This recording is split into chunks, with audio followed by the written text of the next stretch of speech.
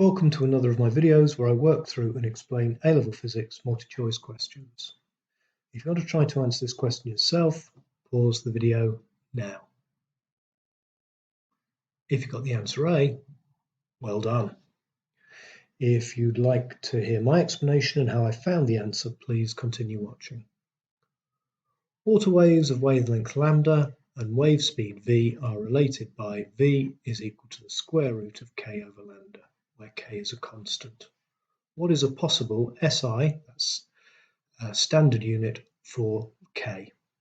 So what I'm going to do is I'm going to take this equation, velocity is equal to the square root multiplied by the wavelength, and I'm going to rearrange it and make k the subject.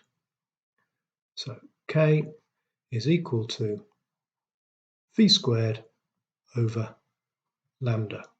Now I can find the units of k just by putting the units of velocity and the units of lambda into this equation.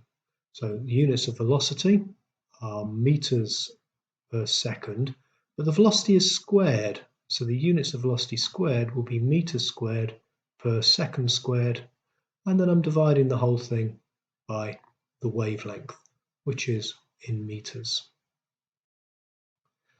So I can cancel one of the meters on top with one of the meters on the bottom, so I end up with units of meters per second squared. Answer A. I hope you found the video useful. If you did, please press the like button. Any comments you'd like to make are always welcome, and I hope you'll share this video and watch more of them in the same series.